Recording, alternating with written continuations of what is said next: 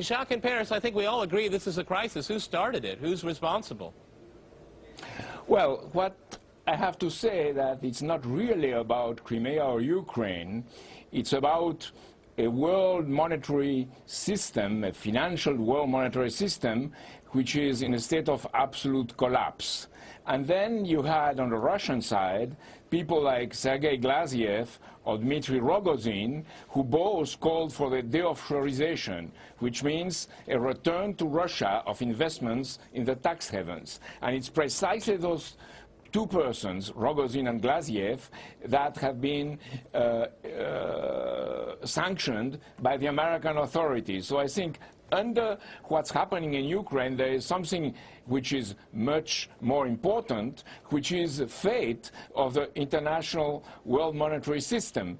And the Western powers, in particular the United States, but also the European Union, pushed by a certain British conception of domination of the center of Europe, pushed for what happened in Ukraine. And now we have in Ukraine a government composed with pro-austerity liberals in all the economics and financial ministries, and then also fascists in the sector of security. So you have this mixed bag, which is a very dangerous bomb ticking in the time.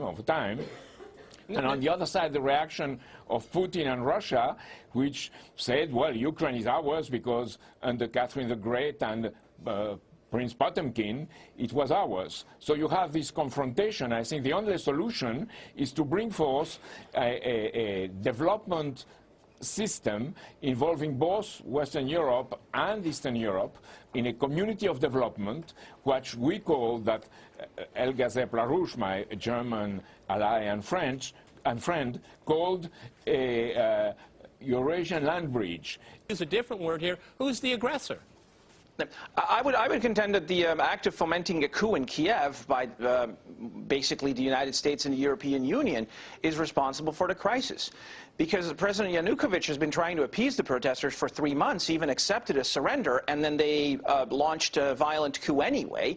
Sir Michael, you know, let's speak about the sovereignty of Ukraine. I mean, there's ample evidence that the United States and the European Union were violating the sovereignty of Ukraine. It breaks the country. We have this, we have the Crimeans saying that they will not be ruled by people that are ruling in Kiev. A lot of them are very unsavory characters, but nonetheless, they're in cahoots with the EU. I can understand international law, but the West supports people when they want them to have self-determination. Why can't Russia do the same thing?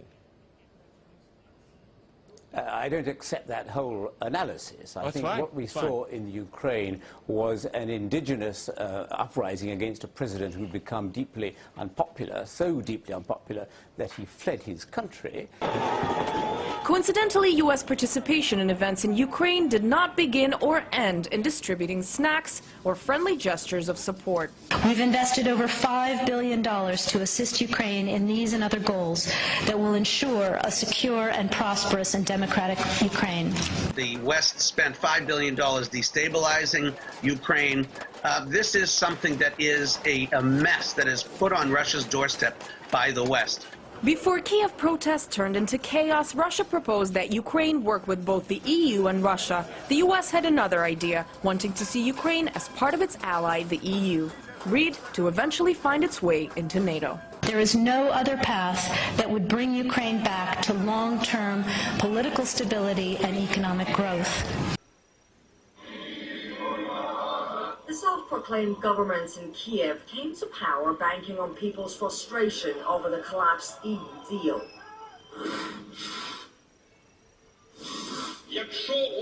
If the EU agreement is not signed, then according to Article 111 of the Criminal Code, the president will get 10 to 15 years behind bars. However, later, Arseniy Yatsenyuk had to backtrack on this. We postponed signing the economic section of this document due to concerns over the possible negative effect that entering the free trade area might have for industrial regions. Easier said than done, apparently, once you have to actually analyze all the pros and cons. Looks like everyone's at odds in what's being called the new government in Ukraine, with contradictions reigning supreme.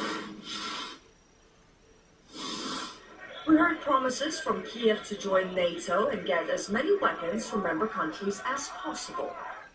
A draft law on the resumption of the process of integration of Ukraine into NATO has been filed and recorded.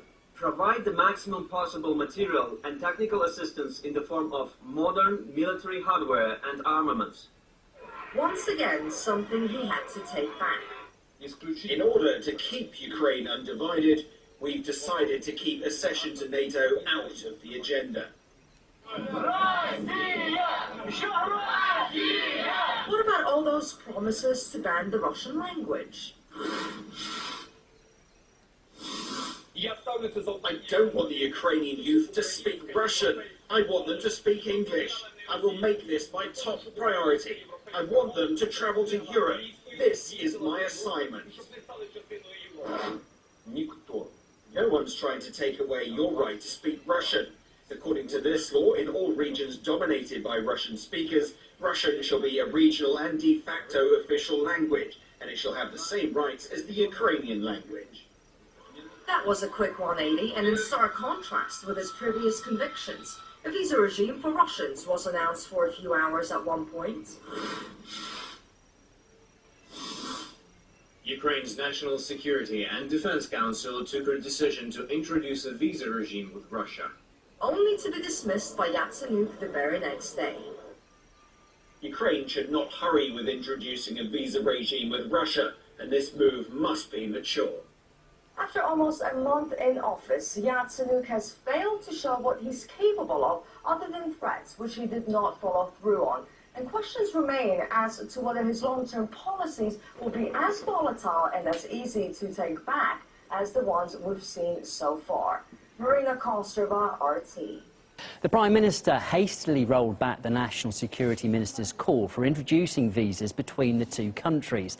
And here's a possible reason why: the outflow of workers. According to the Russian Migration Service, 3 million came to the country from Ukraine to seek employment last year, and their total earnings stand at about $30 billion. That's almost as much as Kiev is hoping to get in foreign aid over this year and next, and twice as much as the loan it has requested from the IMF. And for many Ukrainians working in Russia, there's no other alternative. I've been in Russia for more than 8 years already. I'm working as a welder. In Ukraine, it's hard to find a job, especially a well-paid one. Many of my acquaintances are working here. If they decide to introduce a visa regime between Ukraine and Russia, it's going to hit ordinary people hard. It has been already a month that I've been working in Russia. I am forced to work here as I need to earn money. In Ukraine, jobs are poorly paid. Many of my acquaintances are coming to Russia to make a living. I don't know if it's safe to come back to Ukraine now. Ukrainians were coming to Russia 15 years ago, 5 years ago. I'm working here for the 6th year. Over this period, we've formed our own community, and we're helping each other with finding jobs and a place to live. People who really want to work in Russia will find a way to come here, and they will be grateful to this country for the opportunity to work and earn decent wages. Arseniy Yatsenyuk loves to talk, but he might be shooting himself in the foot in the process, because as I'm about to show you, he has a love and hate relationship with pretty much everyone. They did a good job making the global economy dependent on the US dollar and printing these banknotes using them to buy whatever. I wonder if he shared those thoughts while he was schmoozing with Barack Obama at the White House. Well, what's interesting is that Yatsenyuk goes on to say, and that is that America has made the likes of Russia a victim of its financial manipulations. All the money they'd made by selling their oil and gas, they never got the chance to actually use, wasting it instead to maintain the exchange rate of their currency. And now that money's gone. But what Russia does have, according to Yatsenyuk, is a very capable leader.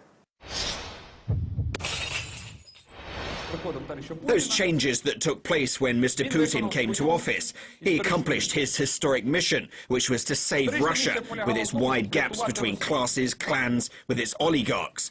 Well, it's too bad he doesn't want to work with a man he speaks so highly of.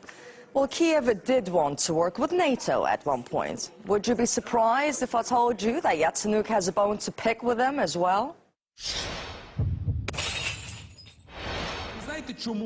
Do you know why NATO wouldn't buy our military cargo aircraft? I really wonder why, because we're supposed to be partners. Well, he changed his mind when it comes to joining the alliance, but what about his beloved union? You know, the reason why all this chaos was created in the first place. We will become part of Europe because we are Europeans. I'm making this my top priority. I want Ukraine to be part of Europe. Oh, the glory of joining the EU. He's been singing their praises for years now, pounding his chest, screaming that it's the only way forward, only to admit that it could never happen. Nobody is going to join anybody. We got it. Moreover, it is a country with a population of 46 million people and whose total area is equal to the territory of France. It is a territory that is kind of a border zone, sort of a large border belt between the EU and Russia, between democracy and an axis of evil. The EU wants to make it a security buffer. Oh, there's another little dig at Russia. But it's not about digs and who he does or doesn't support. It's about having a plan. And it's the lack of one that's got many people worried, and including those who supported him and his coup. Why? Because they no longer know what they are supporting. Marina Kostrova, RT. We are long past the days when the international community will stand quietly by while one country forcibly seizes the territory of another. Incidentally, behind this noble statement is the #1 meddler in internal affairs of other nations. Middle East is an example. What is known as the Arab Spring is a method of self-destruction, achieving political purposes through having societies destroy themselves. The country that coined the term regime change, promoting unrest wherever on the globe, serves its interests. Latin America has been a major target of the U.S. over the years. We have examples of outside intrusion in the internal politics of states like Mexico, Guatemala, Panama, Nicaragua, Haiti, Dominican Republic, and Grenada. Repeated attempts of a coup in Venezuela, Argentina, Brazil, Ecuador, and Bolivia. There was no coup in the 150-year-old history of Latin America that the U.S. government did not apply its hand to. They are going in every place since the end of the Cold War to destabilize regimes which offer resistance to this larger agenda, the globalization agenda, as Washington defines it. To hundreds for violence. This protest organizer admitted how much US NGOs paid him and their real target. $1 million. $1 million? Yeah, some smaller country like Belarus, for instance, or Ukraine, and then we can get Russia. We've invested over $5 billion to assist Ukraine in these and other goals. They're doing so peacefully, with great courage, and with enormous personal restraint, as they sang hymns and prayed for peace, as we take Ukraine into the future that it deserves. Now, Ukraine's Prime Minister has turned down a major nuclear security summit in The Hague, opting instead to meet IMF bankers. He hopes to secure billions in loans, money that would come with severe austerity conditions attached. RT's Igor Piskunov explains what he's missing. All eyes are now being focused on the Netherlands, or specifically The Hague, where world politicians and chief diplomats have been gathering to take part in two major events. The unofficial meeting of the G7 without Russia, amid the West accusing Moscow of annexing Crimea, and a major nuclear safety summit with Moscow taking part, all happening in the same town and pretty much with the same politicians involved. What's interesting is that despite the overwhelming Western support of the new authorities in Kiev, the Ukrainian Prime Minister has announced that he's not planning to come to the Netherlands, explaining that they need to finalize the negotiations with the IMF on a financial aid package. But frankly, the announcement has puzzled many analysts who say that it may have been a good idea for him to join and take part in the nuclear safety summit, especially amid some statements coming from some of the new right-wing politicians there in Ukraine who've been saying that the country may rebuild its nuclear arsenal in the nearest future. We want peace, but we realize that if you either someone protects you, like NATO, the United States, or some other big state, if they cannot, there is no choice. Once we restock our nuclear arsenal, it will be a very different conversation. Ukraine has all the required nuclear technology, and it will take us 3 to 6 months. So we should expect some interesting discussions to take place here in the next few days, but the question is, how will the concept of this Western support of the new authorities in Kiev work together along with the idea of nuclear non-proliferation in Europe without contradicting one another? To crosstalk the Ukraine crisis, I'm joined by my guest, Martin Macaulay in London. He is a specialist on international affairs at the University of London. In Berlin, we have Christoph Horstel. He is a government consultant and publicist. And here in Moscow, we cross to Mark Svoboda. He is a senior lecturer and researcher at Moscow State University. All right, gentlemen, crosstalk rules. In effect, that means you can jump in anytime you want, and I very much encourage it. Martin, if I go to you first in London, as an undergraduate and as a graduate student, I read all of your books, okay? And I'm not trying to put you on the spot for your age or my age, but I'm asking you a very simple question. Give me the big picture here. What has changed with this crisis in Ukraine and Crimea? What's changed? What has changed? It's a real watershed. There's a split between America and the European Union. The European Union will not now do what the Americans want. They wanted very heavy sanctions, very strict process and so on. European Union said no, and out of that comes Germany. There is no EU foreign policy anymore. It's German foreign policy, and it's German national interest. So for the first time since 1945, you can say that Germany has reasserted itself on the world stage. And that's very, very important. So Europe from now onwards will have to look to Berlin. Berlin will decide European foreign policy. The other thing is that Russia will look more and more to the east, towards China. And the idea of Europe reaching from Brest in France to Vladivostok in the east, that's gone. There's a big split now. And Russia is much more self-confident. It sees itself as a new great power, and it will go closer and closer to China. The other big winner here, of course, is China. Is China. Germany is a big winner, but also China is a big winner, and Russia is a big winner, and we really are in a new phase of international relations, because from now onwards, the world, I don't think, the world will listen less and less to the European Union and America. Christoph, could you reflect upon that? Germany is a big winner, China is a big winner, and Russia is, again, a great power. Yeah, I was just thinking, should I keep my mouth shut because we are the big winners? Europe is doing German foreign policy. Well, I should just keep my mouth shut, but I'm not.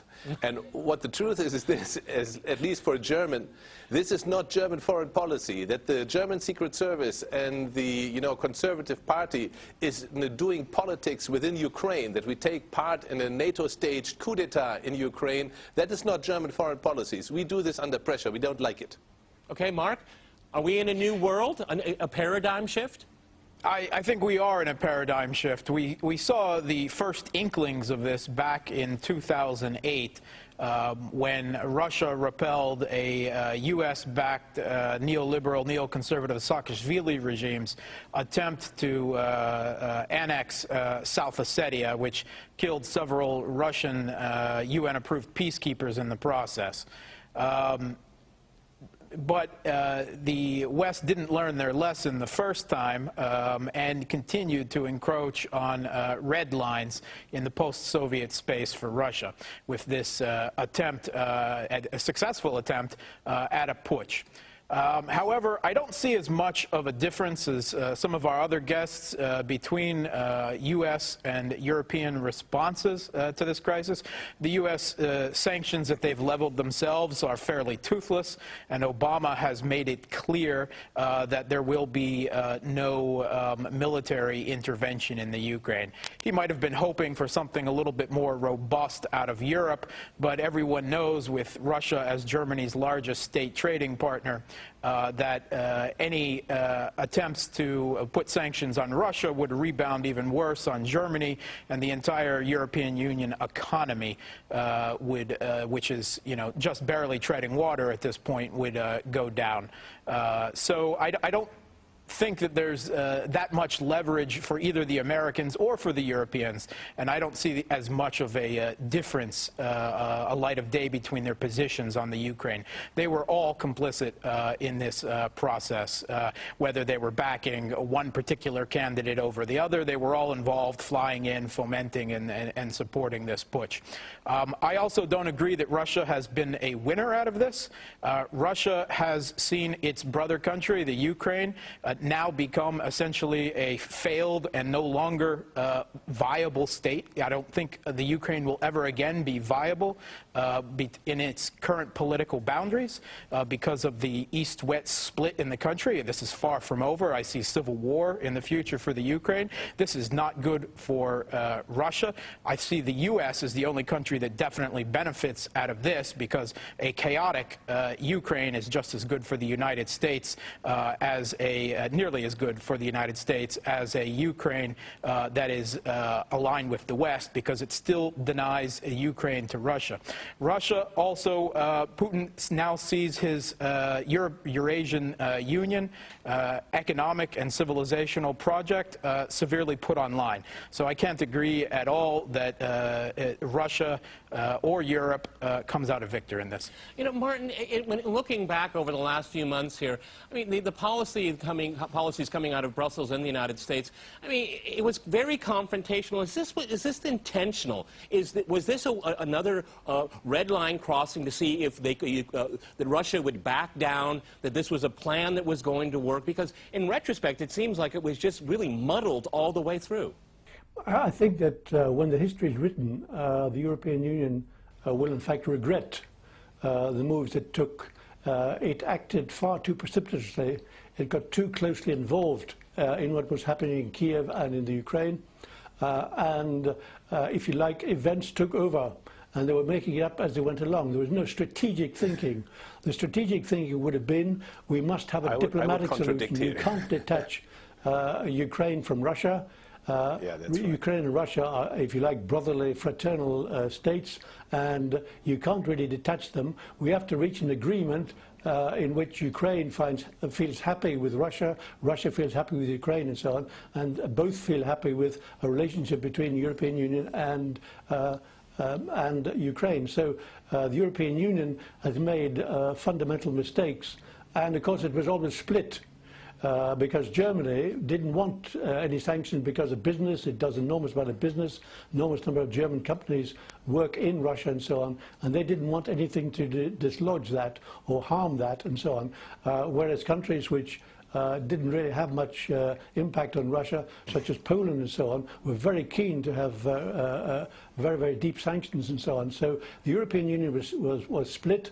And it never spoke coherently, and also it became quite clear that Catherine Ashton, speaking for Brussels and so on, was in fact making it up as she went along, and it was not coherent, not really thought out. So therefore the European Union, again, you could call muddling through and so on, but they've ended up, if you like, the worst case scenario, because Ukraine now is handed over economically, if you like, to the European Union and the IMF and the Americans. Please give us money, because the Russians will not give us any money. It'll cost billions of dollars, which, of course, Europe doesn't have, and America is also not doing so well. So, if you like, they've ended up with a situation where they really are the losers here, and when history is written, the question will be, why did they get themselves into such a mess so quickly? Yes, Christoph, do you agree or disagree with what Martin had to say? So quickly, I mean, a few months ago, Ukraine was in trouble, but it wasn't a broken state, it wasn't a failed state. It happened so very quickly. Yeah, well, it was a failed state. It was head over heels in hell of a corruption. Just look at this $10 billion deal for fracking, and then you find millions and you know, heaps of gold with the energy minister, the old one, and things like that. No, Germany is in business with Russia since many years. It's growing, happily growing, because we do not want any further confrontation. That's the reason. We had Volkswagen just 2 days ago issue a statement. There's no sanctions with us, they said. said, very, self-assured, we will not do any sanctions, we will continue our business, and Russia amounts to 1/6 of our car sales, and we want to, raise that in the future, and they have just built a good plant factory there. So this is Volkswagen only, and there are a lot of companies in Germany who insist that they want to do deals with Russia in the future because they know this is the best way to maintain the peace between these countries, and that's the reason why we do this business. It was part of the German policy, a long-standing policy, even during the Cold War, that we do this kind of, pipe business at that time with Russia, and that was very important for us. Mark, the interim government, whatever you want to call it, in Kiev, they've signed an agreement with the European Union for more cooperation. The beginning of austerity? Okay. They have signed an agreement, but essentially this agreement was already signed back in 2009. I think one of the most interesting things is that they declined at this point to sign the economic portion of the agreement, with Yatsenyuk raising exactly the Yatsenyuk, who is the Putsch regime's self-appointed prime minister. He raised the exact same objections on economic grounds that President Yanukovych raised just a few short months ago. So one might ask, what was this whole affair for if Yatsenyuk recognizes the economic difficulties that this will bring on Ukraine and has put off adopting the economic package with the deep and comprehensive free trade agreement and the IMF conditionality, at least until after this farcical caricature of elections, which they have scheduled for May. I'd like to say that this putsch was entirely planned, and it was strategic. But the thing is, it wasn't planned for now. It was planned for a year hence, during elections, where if Yanukovych, the party of region, did win again, that this would have been sprung. So the question is, why wasn't this whole arrangement, the Euromaidan, the putsch, why couldn't it wait just 1 year till elections, which all of the polls say Yanukovych was almost sure to lose if the opposition could have united in the second round behind one candidate? And the main reason is, and this is the most important thing for the entire crisis, I believe, is that Yanukovych had said no to the EU's association agreement at the last minute when he had originally intended to sign it, and instead turned towards Russia's Eurasian Union. The U.S. In particular, but the U.S. and the EU, were terrified that in the next year Yanukovych would commit the Ukrainian political establishment and economy towards this Eurasian Union and closer relations with Russia, which would see it permanently pulled out of the EU's orbit. They couldn't let this stand, which means the entire fiasco, which has essentially destroyed the Ukraine as a state, is about geopolitics. Okay. Correct. So, and if you do this kind of thing, who was demonstrating on Maidan? Yes, a few radicals, and yes, NATO countries have cooperated with them, yes. But what the ordinary Ukrainian people were standing for, and we tend to forget that also in this today's discussion, they were standing against corruption. They wanted good governance, and also NATO forgets that. Why do we do that? Why have we put a bankster on top of this, self-proclaimed regime? We shake hands with him. We are friendly with the likes of Mr. Jarosz and Tiani Bok, all these radicals, anti-Jewish racists. Oh, what the hell is this?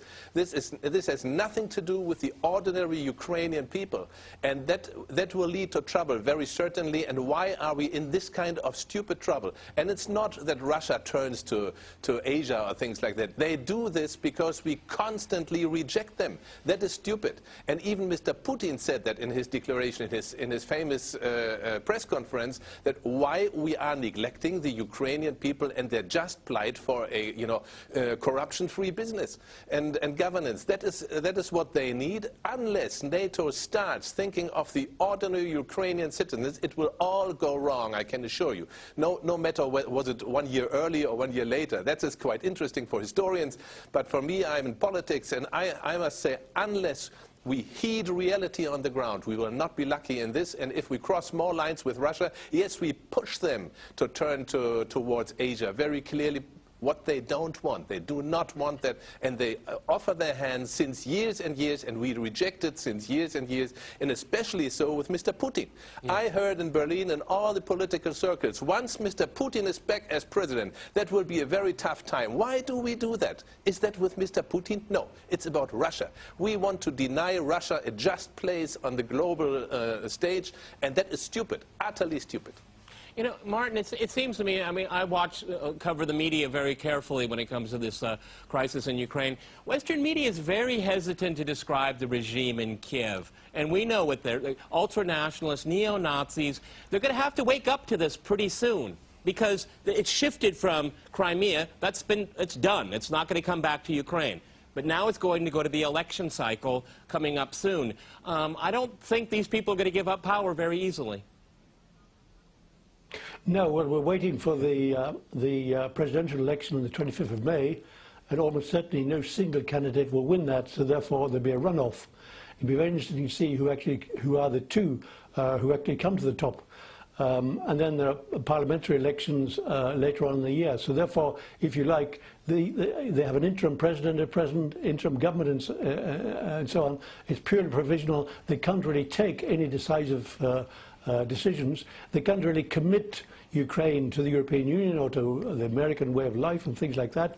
That's beyond them. They have to wait for the election of the president and the next parliament. But of course, the difficulty is that in Ukraine, the wealth of the country, you have a very small group of oligarchs who control so much of the economy.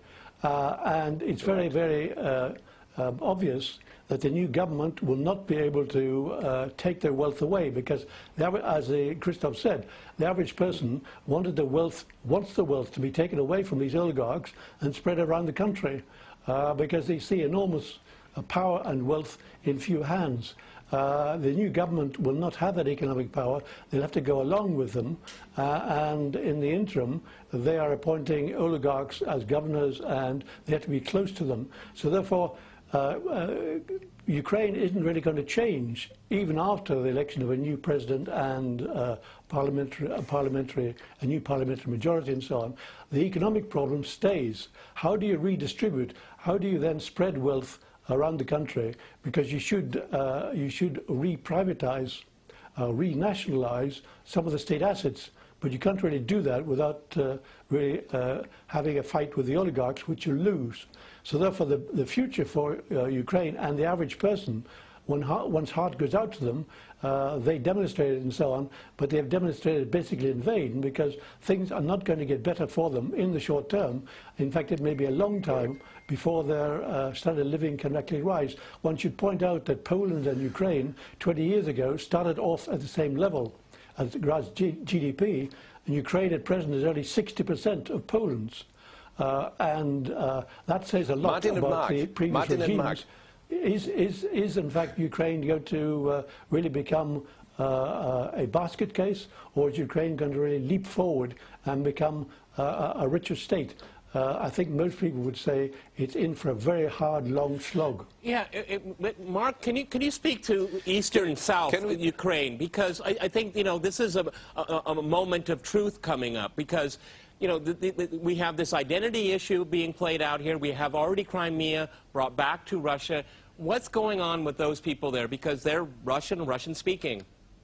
Okay, a good entrance into that is a topic of the East and South Ukraine is a point of exception that I would draw with Christoph, where he attempted to characterize the people of the Maidan as representing the average, normal Ukrainian.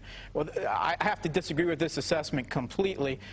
Sociological research into exactly who was there shows us clearly that this was by far supported by one geographic and cultural faction of the Ukraine, that is the Western Ukraine, and that 3 out of 4 people in the Eastern Ukraine as late as late February opposed the Euromaidan protests, because they knew full well that first of all, they feared these ultranationalists and fascists, which hold all the organs of state power in the new Putsch regime, but second of all, they also knew that these retread orangists of the father Fatherland Party with Yatsenyuk, Tymoshenko, were as corrupt of their own. Yulia Tymoshenko is perhaps the most corrupt person in all of Ukraine's politics.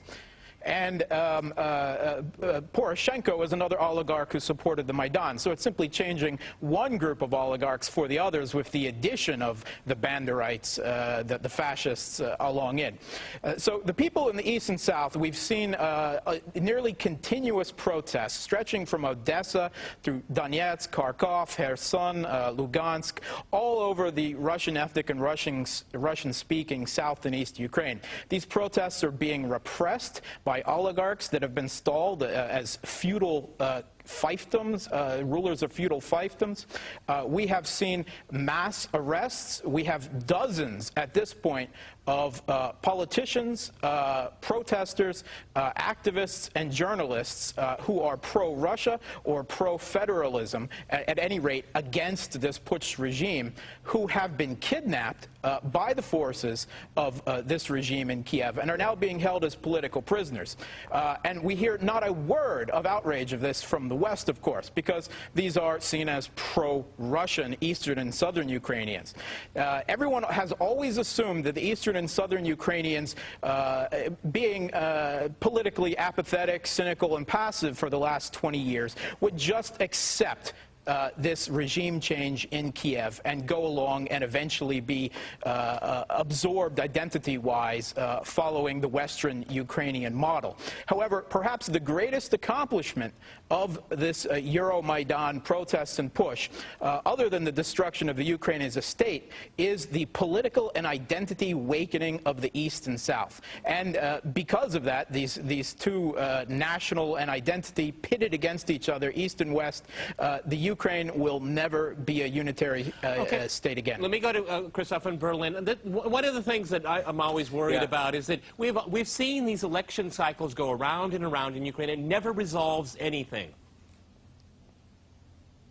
Exactly. And I would like to offer a kind of benchmark formula to my colleagues here in Crosstalk today, that I say, unless, the European Union or NATO or whoever interferes in Ukraine right now as the master should come up with a surefire model how to overcome corruption and go back to good governance, or go to good governance, not back, please, in Ukraine. And unless they succeed, people in Ukraine, especially in the south and the east, they will turn to Putin, they will turn to Russia, because that guy reined his oligarchs in for sure.